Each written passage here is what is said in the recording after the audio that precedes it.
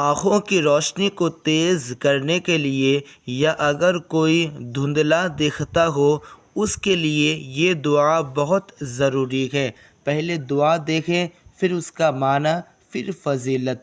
یہاں پر دیکھیں فَكَشَفْنَا فَكَشَفْنَا عَنْكَ فَكَشَفْنَا عَنْكَ فَكَشَفْنَا عَنْكَ غِطَاءَكَ غِطَاءَكَ فَبَصَرُكَ الْيَوْمَ حَدِيدٌ يَوْمَ حَدِيدٌ فَكَشَفْنَا عَنْكَ غِطَاءَكَ فَبَصَرُكَ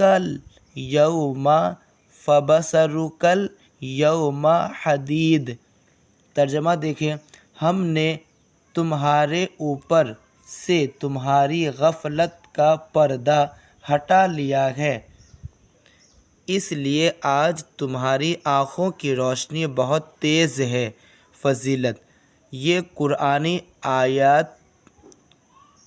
قرآنی آیت سورہ قاف کی ہے۔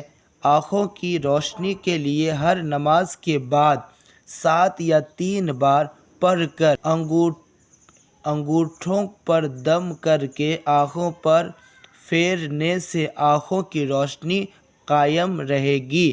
اگر کم ہوگی اور زیادہ ہو جائے گی، یعنی یہ آنکھوں کی جو روشنی اگر کم ہے تو وہ زیادہ ہو جائے گی، لیکن آپ کو کیا کرنا ہے، نماز کے بعد 7